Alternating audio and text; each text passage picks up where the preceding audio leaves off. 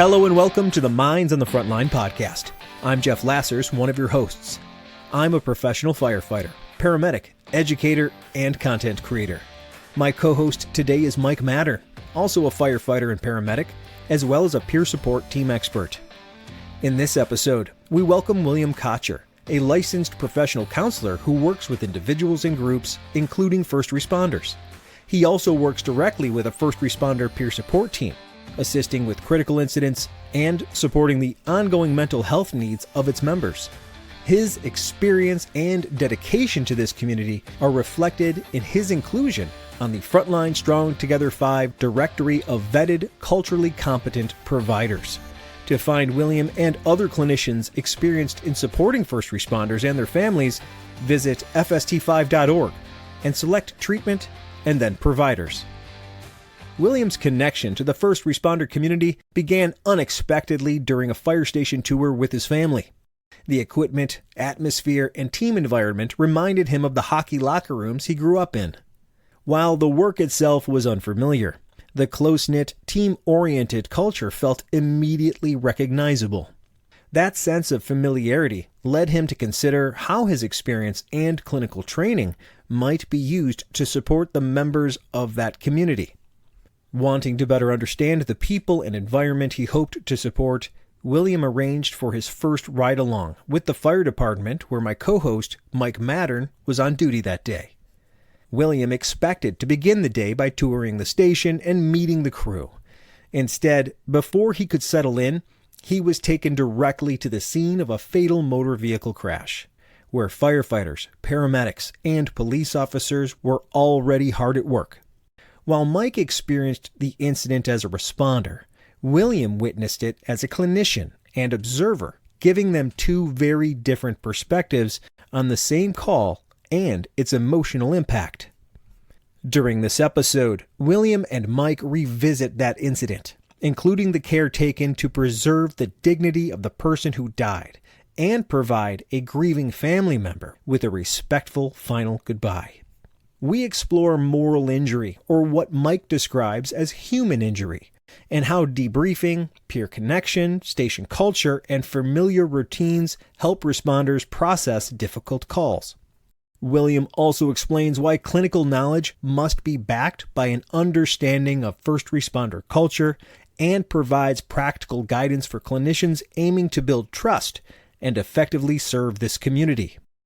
Ultimately, this episode shows that effectively supporting first responders requires more than understanding trauma in clinical terms.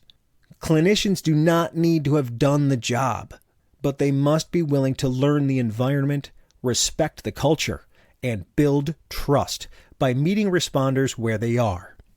William's message to those considering this work is simple. You do not have to understand everything before you begin. Do not over-engineer it. Just take the first step. Minds on the Frontline is presented by the Frontline Strong Together 5 program. FST5 offers 24/7 mental and crisis support for Michigan's first responders and their families. If you or someone you know needs help now, call 1-833-34-STRONG or visit fst5.org to learn more. Wayne State University administers FST5 with grant funding from the Michigan Department of Health and Human Services. Together, we are dedicated to strengthening the health, resilience, and well-being of Michigan's frontline community. Please follow us on social media and enjoy the show. Good morning, William. How are you, sir? I'm doing great. Thanks for having me. Thanks for coming all the way down here. Why don't you introduce yourself? Tell everybody who you are, what you do, where you do it. My name is William Kaczur. I'm a licensed professional counselor. I work out of Plymouth, and I've been in practice now, worked with groups, work with couples, individuals from depression, anxiety, stress, PTSD, chronic PTSD, all the buzzwords that we all experience at one time or another. And that led me to first responders. And that journey's now been a little over 2 years now, which is wonderful. And that's why I'm really honored and privileged to be able to be here and to speak with you today about. Awesome. What drew you into, first of all, becoming a counselor, and then talk to me about how you found out these first responders? Yeah, so the journey for me started about 5 years ago, starting my master's program. But the journey itself, for has been going on pretty much since I was a freshman in college. I thought psychology was something that I wanted to do at the time. I was too young. I was too immature to really understand what that was. So I tried it, dipped my toe in it, and then went a completely different direction. And so 20 years later, just having personal experiences myself, trauma and PTSD and those types of things, just it all came to a head, and it all of a sudden just started making sense to me. I changed my complete career path. I was in manufacturing. I was in trucking. I worked in junkyards. I was a restaurant manager. I worked on cruise ships. And then, lo and behold, one day it just all made sense for me. And that was the day that everything turned around for me and put me on the path of clinical mental health. Fast forward 3 years later, I had the honor and privilege to walk through a station, and having that experience of getting the tour of the station and walking around the rescue and walking around the ladder and those types of things, something clicked. I never had a path that was laid out for me to help or support first responders. I didn't know I was capable of it. I wouldn't have said that 5 years ago. I would have said the opposite. Like, I don't know how to do that. I wouldn't know where to even begin. How did it click for you? You just said you went, it sounds like a fire department walk through, you got some kids with you, you're kind of getting the grand tour a little bit. Sounds like, and I think we talked before, you had a connection to that specific fire department, and so you could kind of go in there and kind of get a little bit of a little extra tour. You got the friends and family tour, not just the school tour, right? That's right. A few extra bells and whistles, right? And so you're saying that something during that event clicked in you that connected you wanting to be a counselor in psychology and first responders. What was it? Yeah, so through that experience walking around, it was the rescue and pulling out each compartment. And we have a family member that worked at that fire station and teaching us what each tool was, what it was used for, what it wasn't used for, and just kind of giving us, like you said, the family and friends tour. And we made it to the driver's side rear compartment, and the door opened. And I was standing so close where I got this waft, and it hit me. And all of a sudden, it felt like I was back. I grew up playing hockey, and it felt like I was back in the locker room. It felt like dirty, smelly, used equipment that hasn't been washed in months. And all of a sudden, in that moment that I could have never have predicted, thought like, I don't know what this job is. I don't know what exactly it entails and all of the things that come with it. But I think I can help. I think I can support this group of people because I feel like I know that space. It's almost like, that's where all those guys are that I played hockey with. They're here. You know, the proverbial they, the people I grew up with. And I totally understand where you're coming from. I think you've shared that with me before, and I can't connect that more perfectly for somebody to go, that's who these people are. And it's not a man-woman thing. It's specifically the type of people that thrive in the environments of that team sport mentality. Even if you weren't an athlete, you're like, I understand the tribe. I get it now, and I can see how my actions could have a positive role on what they do. So that's like a life-changing situation, huh? Oh, it absolutely was, because I thought I knew what I was going into, and I thought I had a perspective, and that just told me to, like, hey, bro, sit down. I got something else for you. Be patient. We'll take the next steps, and we'll ask the questions, and we'll figure out what all this means, but you got more to do here. Yeah, I feel like sometimes people don't have ideas. Ideas have people. And one hits you. Yeah. That's really cool. Yeah. And it's the best way, too. Couldn't have planned it. I couldn't have predicted it. Like you had said, it brought me into it.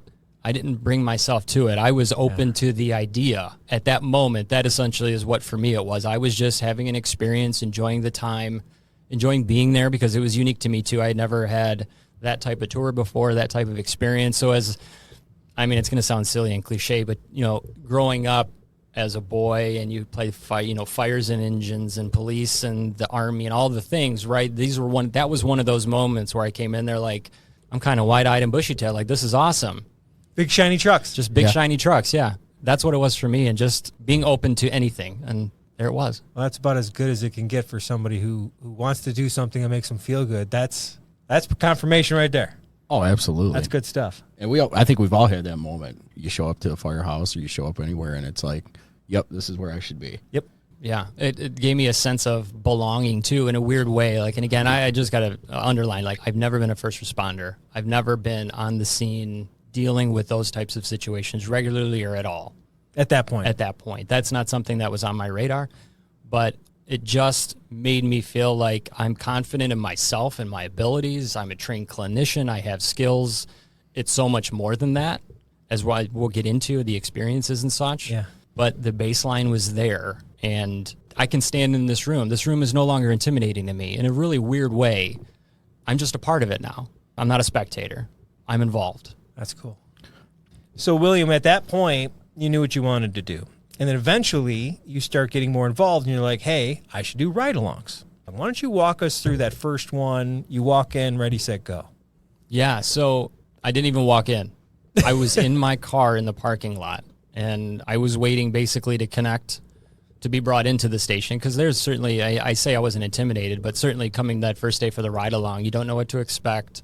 Just trying to watch your P's and Q's and make sure. Is it a very official-looking entrance? Yes. There's people at the door. It's a thing, and you don't want to overstep. You know, you're trying to pay respect. You're like, what's the process here? Yeah, I get it. Yeah. I'm trying to play the line with. Try getting a job with them, and you first walk in at 20 years old. You do an application. You wouldn't talk about fear. There's no other fear just like that. Especially when they felt like when they stop talking and just stare at you, look at you and wait. Yeah, thank you. Yeah. Anyway, so you walk in. Yeah. Or you did walk in. No, I was in the parking lot, and then I'm just watching guys walk in the back of the house. The station. Yeah, the employee entrance, for lack of a better term. Yeah, fancy word for it. So after a while, like, the person I was waiting for didn't come and grab me. I'm like, okay, I'll just walk in. I'll just follow one of these guys in. So I get to the door, and the door's locked, and I knock, and I'm like, great, this is like I'm going to somebody's house. Like, this is kind of embarrassing. I'm knocking on the door because I don't know if I can be in yet.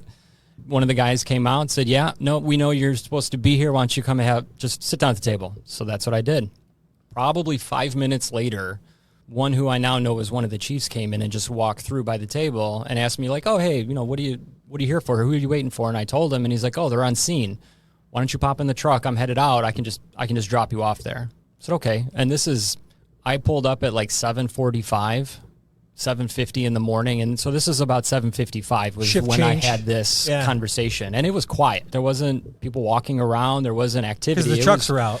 The trucks were out, yeah. And then I got in the truck, and we went to scene, which the scene was only like 2 minutes. I think that's being gracious. I think it was like 30 seconds down the road, and I came in a different way, so I didn't even know that there was an accident.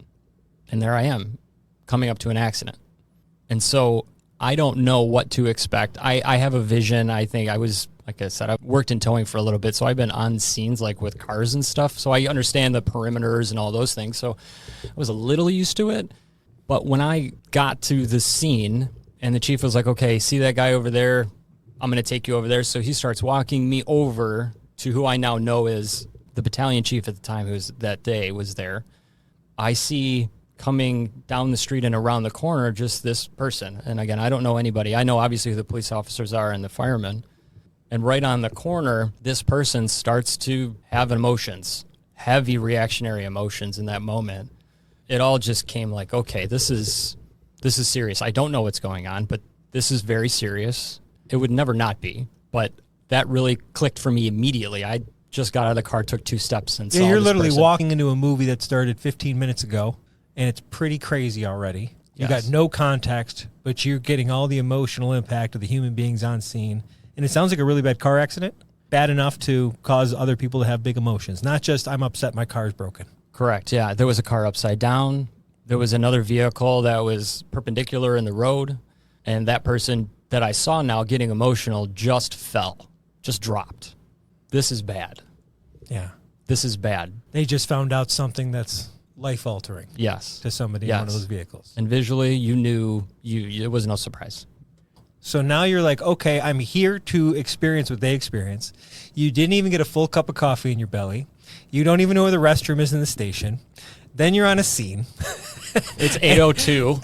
Yeah, it's 8:02. This is pretty intense at this point. So you're really capturing the moment for families, first responders, the traffic going by, the thousands of senses that are firing in those moments that you really don't notice until after, and you reflect on the sounds and the smells and everything else.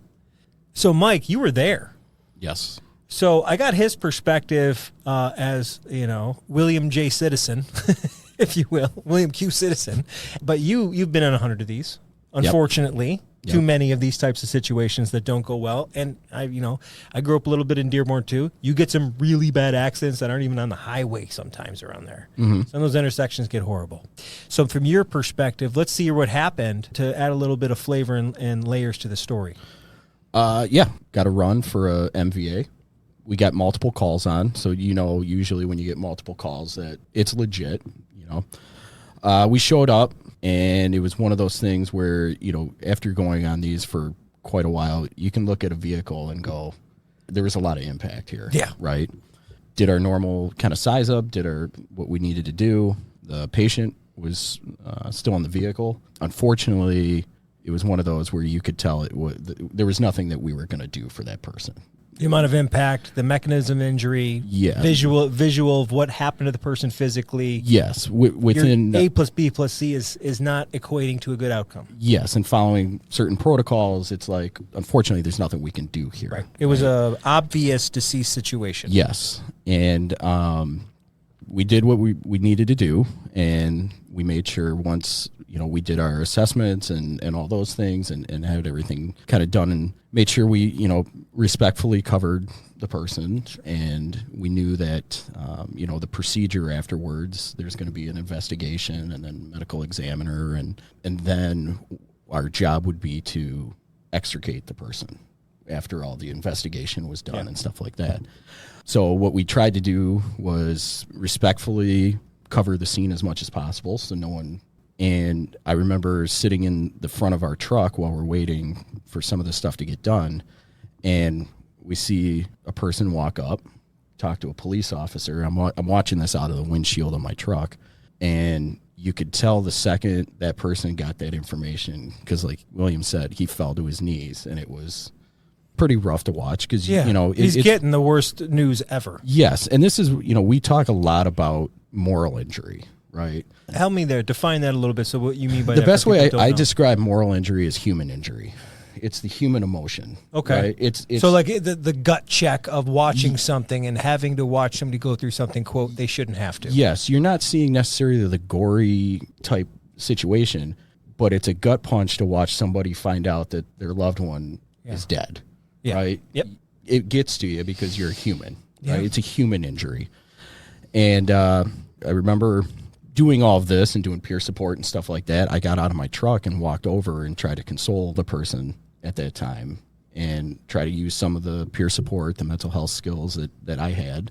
And I remember this person looked at me and was like, hey, can I go to see the patient? And I go, unfortunately right now you can't. It's not safe. It's not safe, those types of things. And another thing that I remember is they asked us, they're like, well, when you take the person out, can you just do it very respectfully? And I assured him, I'm like, I'm going to be one of the people doing it, and I guarantee you 100% we are going to be as respectful as possible. Yeah. Because, that could go south. You're taking apart a car around a person. Yes. And time is on your side at that point. Yes. But it's not easy. It's not easy, but it's also, that could be any one of our family members. You know what I mean? And how would you want... neighbor, could be the guy... How would you want somebody to, if that was your family member, right? Yeah. So after all the stuff was done that needed to be done, then it was time to extricate the person. We made sure we pulled all rigs up and made a box so nobody could see inside that box when we were going to do it, because we were going to obviously have to do it out on the roadway. And then every first responder who was there actually formed a circle as well, like almost a double barrier. So yeah, we're really trying to protect the dignity of the human being we're trying to continue in their path. And, we had asked permission from the medical examiner. They said, yes, we can do that. So once we extricated the person, myself and another lieutenant on the scene knelt down in the street and cleaned this person up right in the middle of the street. So it didn't look like this person was even in a car accident. Sure. Right? Because you don't want the last... Yeah. Yes. So we took the time to do it very respectfully, and we had the person very cleaned up. It didn't look like there was even an accident, right? Because we didn't want the last visual to be that, sure. Right? And so once we had that person all looking how they should, we brought the family member over. And it was funny because none of us even talked, but as the family member came over to talk to their loved one, everybody turned around. Like had their, kind of gave them a moment. They became the curtain Yes. rather than the we all onlooker. turned around. We had our back to them, so it was still, as much privacy as we could what give you're them. going to get on a main road. Yes. Yeah. But unfortunately, myself and this lieutenant were close enough. We could hear what that person was saying to their loved one. Ugh. That's moral injury number 2, right? You see the pain, you see the injuries, you see all that. But to stand there and listen to this person talking to their loved one who's no longer there. I remember standing next to the guy. We didn't look at each other, but we both knew. Both of us had tears in our eyes, And it was one of those things where it's not always the gory. It's things like that when I'll never forget what that person said to their loved one, right? It's one of those situations that you'll never forget it. But the part you feel good about is that you were able to do that for that human being. Unfortunately, we couldn't save their loved one, but fortunately, we could give them that little last goodbye type thing. And so I know for a fact, I'm only going to speak for myself. I'm not going to speak for other people there, but that was the stuff that actually stuck with me a week and a half later, that when I do my bi-weekly therapist visits, that's what we talked about. That was the stuff that bothered me on there. Right. You know what I mean? That makes complete sense of why that would bother you. Yeah. Seeing an accident, it's like, oh, that's rough. But that doesn't drain on you until you hear how the human was impacted. That's where we start to really... So let's transfer back over to William. William, put yourself in the moment then. Not what you know now. Put yourself in the moment back. Very green in this respect. My first reaction is this is total chaos. The road that this happened on, the intersection that it just passed, the traffic, the noises, everybody's moving. It's just like a beehive. Everything's moving and everybody knows what they're doing. Most know what they're doing. Because obviously there's pedestrians too, and like, oh, what's going on? They're trying to look, they're trying to understand. Coming up to it, it just felt like sheer chaos, but an organized chaos. So my perspective in that moment was, I just need to try to understand all that's happening right now from the first responder perspective. I tried the best I could. Coming on and seeing those initial reactions, I'm also reacting, and I know that. I will not pretend that I wasn't in that moment. Like, the hell am I doing here? Right. What am I doing here? I'm useless here. Did you feel out of place? Oh, totally. You feel like you're like glowing and you're just sticking out. Absolutely. Yeah. And I had a safety vest on. So I'm like, not only was I thinking, I absolutely was. Says like observer. Yes. Soaking wet. I'm probably half the size of most of the people on this scene. Right? And they're all wearing gear. And they're all wearing gear. And I'm like, who's this kid, this child over here walking around? It's a hairy kid. Yeah, big right. Beard. And so I'm trying to just do the best I can now, just after having my emotional reaction to that, to try to really understand what my usefulness is here. What so you got your I bearings. I got my bearings, yes. For me, as a clinician, I understand that I didn't necessarily need to see certain things to understand what was going on. I didn't need to be there to see. I could stand back. From a clinical standpoint, I have to stay in control myself. If I can't help you, I'm useless. Do no harm.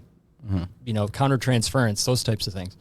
So understanding, I need to understand, but I also need to protect myself too. And how far do I go? How far don't I go? What do I need to understand? What are things that I really don't need to put myself in the situation of? So that all happened very quickly. In a matter of probably 10 seconds, all this stuff is just boom, boom, boom, boom, boom, boom, boom, making all these decisions and understanding and almost feeling like I'm not even worthy to even be here in a strange way. Like I don't belong here. And that might be hard to understand because I'm not actively doing anything. I'm not helping anybody in the moment. I need to just get out of here and let the folks do the work that need to do the work. And I'll just wait. But that that was just protecting me. It was a defense mechanism. It wasn't real. My body's trying to protect itself from something it doesn't understand. It's trying to get you out of danger. It's trying to get me out We've of danger. We've never been in this situation. It's probably better if we leave. Absolutely. My fight or flight was like, dude, you need to leave. Right. This isn't you. Get it's out of easy here. to be trained as a common citizen to be like, oh, there's an accident. We should move away from that. Exactly. That's the human reaction inside of you. But now you've been designated and put on this magical cloak called a road safety vest. And you've been designated a supreme observer. And now you have the right. And it's weird, but like, what am I doing here? What am I doing here? Like, it's a weird feeling. It's a very weird when you don't know, quote unquote, what they're doing, but there's a system, there's things happening, and you're feeling it all around you almost. Yes. The buzzing is a big deal. It is a hive. Yes. There's a lot of parts, and all those drones know what they're doing. Mm-hmm. and then trying to like, I don't want anybody to feel like I'm watching them. That whole, like, nobody knows me. I know a couple people, I know very well, but out of all the people here, I know one really well. Right. And everybody's going to look at me like, you're that guy. From HR. From HR, who's, are you just taking notes of... Is there some doctor going to tell us what to do? Exactly. You never know. And you really hadn't even formally met anybody yet. Right. That's what I'm saying. Yeah, like, so exactly. That's what I mean. Like, so for context, when people do, and I'm guarantee this happens at your place too. Hey, come on in, have a cup of coffee. yep. Let me show you the truck. If we get a call, this is where you're going to sit. This is Billy. This is Jimmy. This is Tommy. This is whatever. This is where the bathroom is. Got it? Cool. Tones go off. You go do it. You didn't have any of that. You don't know any of these people's names. You don't even know the name of the trucks. All you're just doing is sitting there going, okay, so I guess I'm going to stand next to this big red one. Yeah, it really is. For somebody to tell me what to burrow do. yourself as small as you can somewhere, you know. But, I mean, what a better opportunity to literally observe. There's no expectation other than you not to get hit by a car. That's literally the best case scenario. Just don't die today. Mm-hmm. Like, don't get hit by anything. Don't even turn an ankle. So you got to kind of sit there and watch that. And that's a 1 in a million situation where you got to take that all in and experience a family member extreme situation, the moral injury of a first responder, and there's police officers, I'm sure, there too. So there's this multi-system response going on where you're having a lot of interaction. You're watching human beings respond to this. Then you go back to the station and what? Just have lunch and call it a day? Like, what? That's a lot. I guess what I'm asking is, what is that transition now for you? The transition from being on scene, then just kind of going about the rest of the day, there were noticeable differences just in my experience. At first, obviously, like we talked about, I didn't know what to expect. So I didn't know when we sat down for lunch. Is that what lunch is? Is this how we act at lunch, or is this not how we act at lunch? Right. I don't know that. Because you didn't have a baseline to say this is a, quote, normal day where you come in, everybody has a cup of coffee, there's a shift change. Hey, all right, see you guys, and then you talk about stuff. That's right. It was just ready to go. Yep. So you're now. So did you feel people feeling that situation around you and the first responders? Definitely, and I think at that time, I'm also a part of the equation. My perception is, how much do I say in front of this guy? I don't know this guy. I don't trust this guy. He's sitting here for a reason, obviously, but I don't know enough to trust you to speak freely. So what do I then say or not say? This is going through my head because I'm just trying to find my place. Like, where am I? Lunch it definitely had a vibe. There was an absolute vibe to lunch because what I don't remember is if lunch was before or after all of the paperwork and all of the post. Yeah, because you said it was morning, done. so they probably had a bunch of stuff going on. Go get a drug box, got a lot of trucks. You're probably on scene for 2 hours with all this stuff going on. Yeah, it's a long time, which is a long time to shut down a road. But when you have a fatal in Michigan, they shut down the road. They do a full investigation, and so you had to go through all of that. Yeah, and so I think some of the guys that we ate lunch with felt like there were a couple on scene, but most of them weren't because they were still involved. It was still a part of the process at that time because it was only, 4 hours later, 3 hours later, and I think it extended into like 2 p.m., somewhere around there. So I noticed those types of responses, and I didn't know if it was me, if it was the scene, is this normal? I just had no bearing. What I did find out, kind of answering that question, is lunch was absolutely different than dinner. That first part of that day, even when everybody from the scene, whoever had the post documentation, follow-up information stuff they had to get done, they came in, there was a vibe there. Because I know, there's processing going on. We're all human. We all know what happened, and as strong as everybody is capable of being, your body has to process it in some way, shape, or form, even just to push it away so you can, oh, look, it's 2:30, we just got another call. And this is just like another day. You still got to process it away and package it so that it doesn't bother you in a way. And I'm narrowing. Like, this obviously is way more complicating, but this is just trying to make it simple to talk about. Sure. But there was a vibe when the guys got back into the station and how they meandered around and what they did and their routine and when they did eat, how did they eat, what did they talk about. There was an absolute, I paid attention to all of that. And by dinner, it didn't feel like lunch at all. It actually felt like a locker room. It felt like what I am used to knowing, the joking, the giggling, the making fun ofs, the getting back to the normal day-to-day type of interactions where I'm childlike okay. Fun. Yes. Childlike behavior. It is. Childlike behavior. It is. But literally, the innocent child laughter. We don't let that go. Absolutely. And I think when that's not present, that's when you know to check in with somebody. But Yeah. you're like, I watched why they're all having that. I know why they all feel like this today. Absolutely. And who knows what those guys were dealing with the night before with either a sick kid, a spouse, who knows what's going on in their life. So you got to come in and do that. Absolutely. Absolutely. So that's interesting. You got to watch them. So I watched the whole arc of the entire day. Yeah. Whoever responded did not even have enough time to put their stuff in the locker. They got there, hey, how you doing? 2 words, bell goes off, you're out. You probably left your belongings somewhere and you don't even remember where they were because it happened so fast. Right. But watching that entire arc from that moment all the way for the next 12 hours to where it felt like by the end, this feels like this is probably semi-normal or normal based on what I watched. But I saw it all. I was a part of it all. That's wild. That's wild that you guys see it all in one situation. Did you guys have any type of debriefing from that situation? We did. I know we did. Did you think, and so did, the reason I ask is I wonder if that vibe change he felt was after the debrief. I mean, we did one at our station. I think he was at a different station, but I'm pretty sure that they kind of sat down and chatted about it afterwards. I see. But, it was one of those things where you had to. And to be honest with you, I needed it. I'm not immune to any of this doing the peer support stuff, and it's what you practice, what you preach when you go to do these things. As a crew and the people that were there, we sat down, we talked about it afterwards, and after you get done with those, there's a noticeable difference once you have time to sit down, process, talk about it, kind of brings you back to your baseline, but if you don't see the arc that you're talking about that drags out throughout that 24-hour shift, right? So we definitely talked about it. Yeah. So that was a big incident. That was a lot, but I'm glad you got to also see that other side, that not so serious culture side, right? Mm-hmm.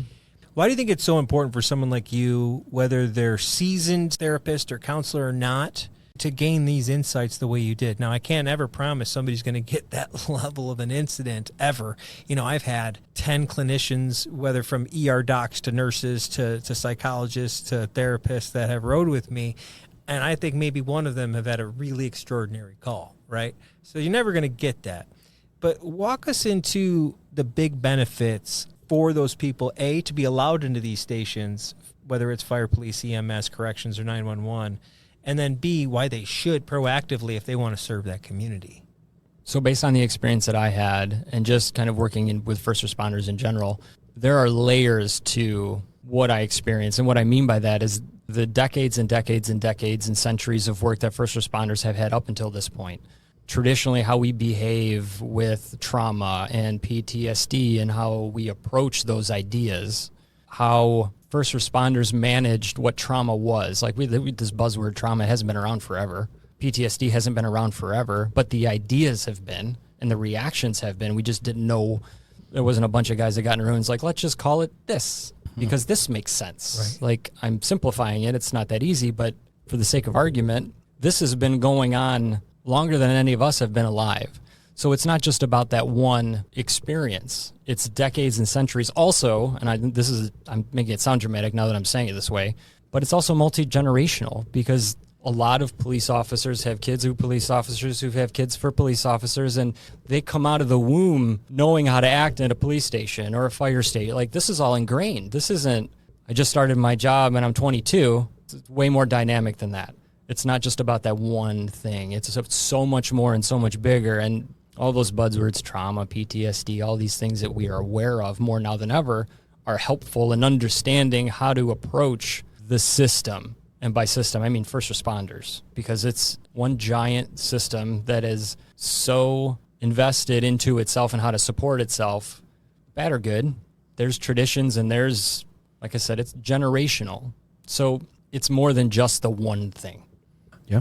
Now, obviously we talked about you've had an abnormal amount of exposure than most clinicians. What would you say are some things that clinicians may miss or may misunderstand if they have not had that type of exposure when it comes to first responders, the culture, how to deal with us, those types of things? Yeah, because I think a lot of them think they could just help because they've been trained to help people, and bless them, I'm sure they can't provide, but with those intangibles from this type of situation.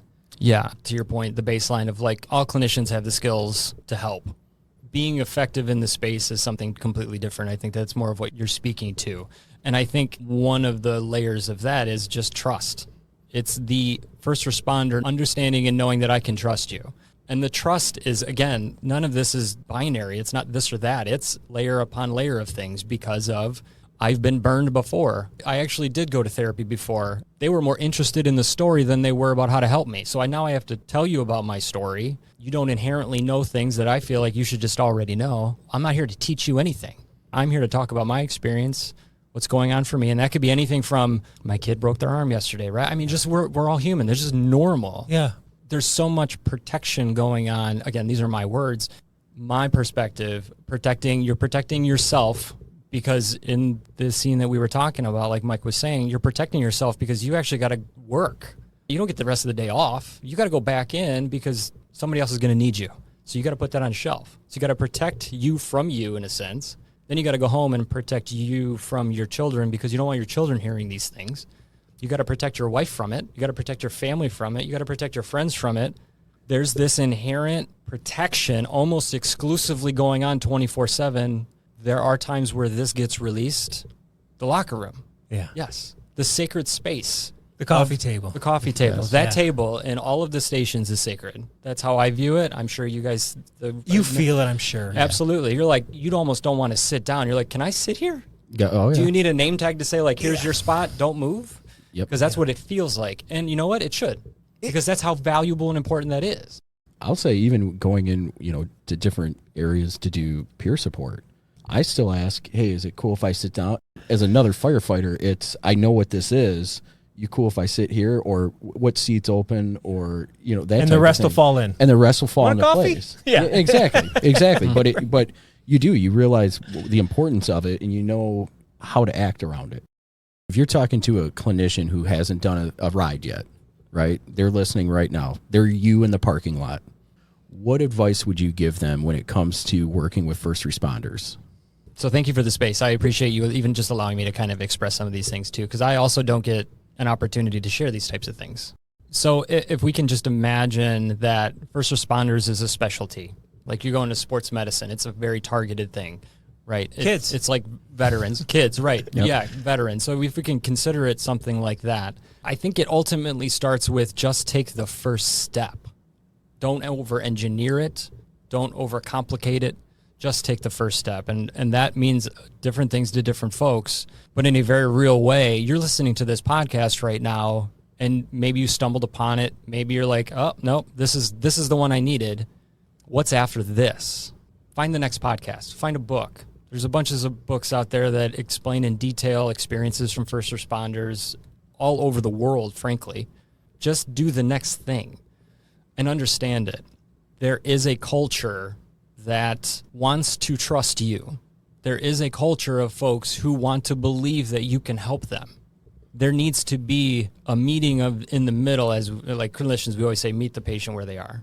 That's exactly what it becomes, is just meet them where they are. There's a little bit more work up front that needs to be done in a way.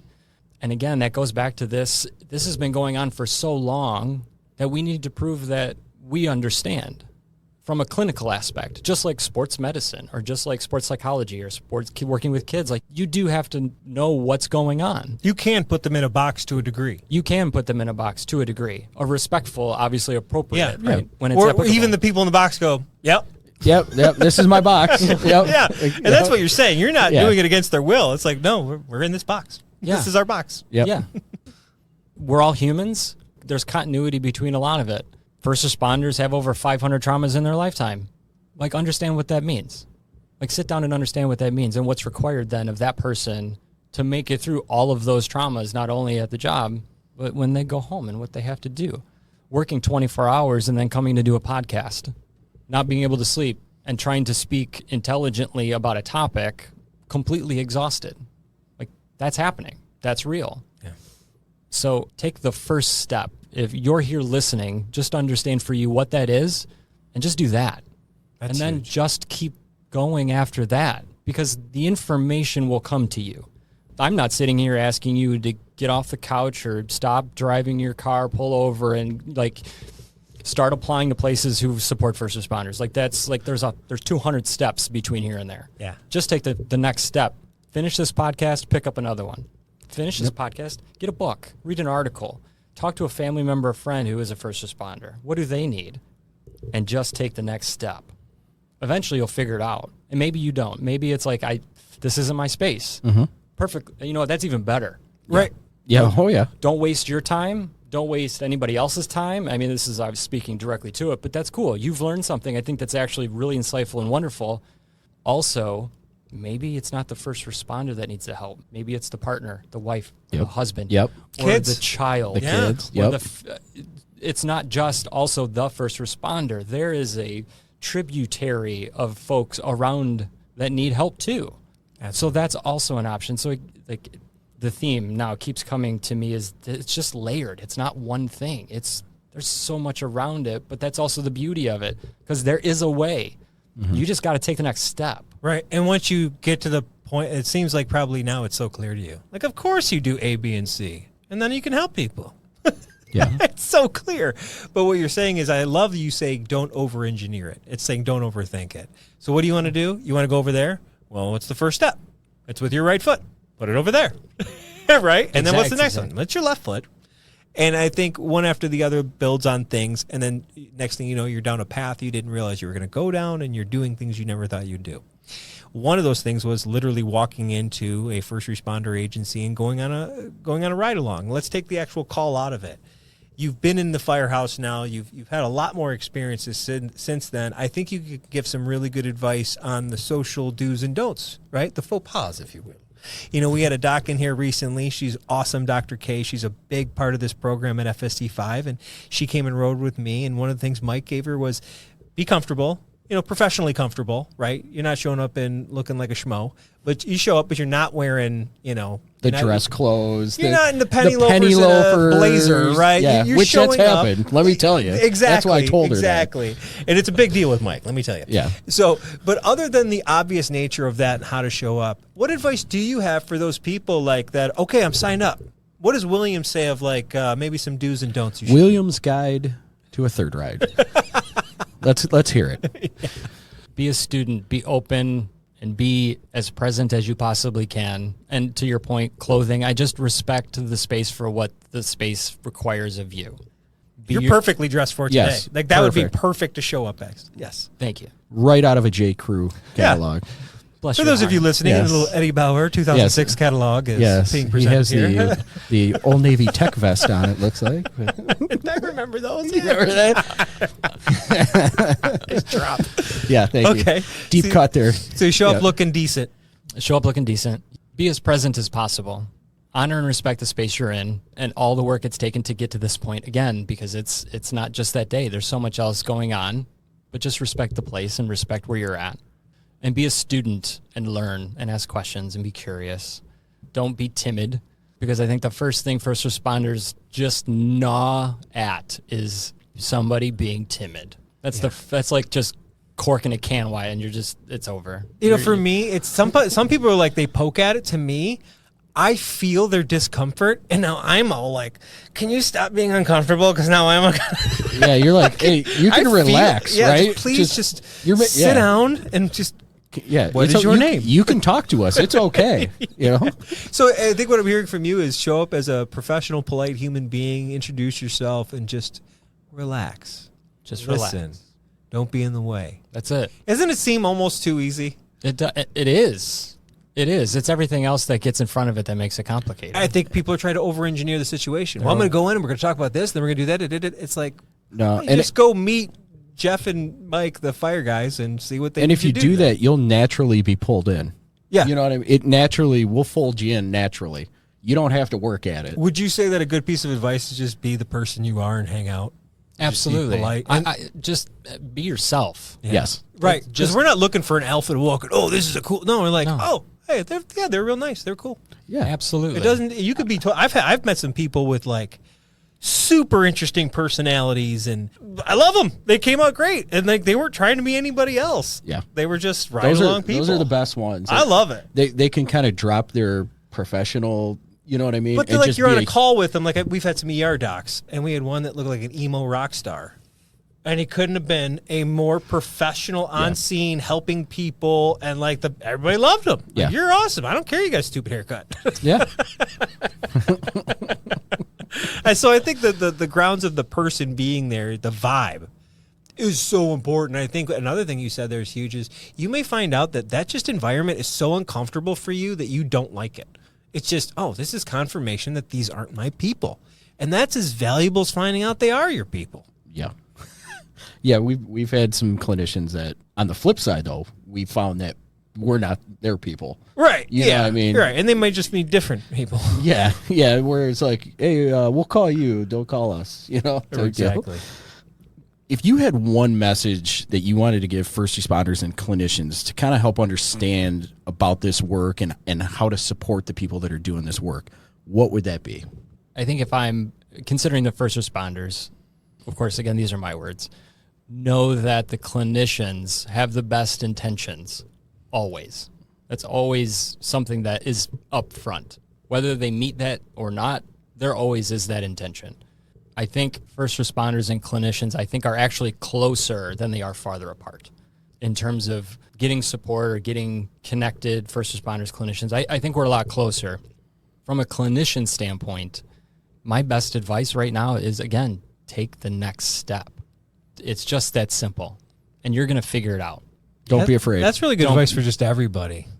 Yeah. And don't be afraid to just take a step. Yeah. Don't overcommit.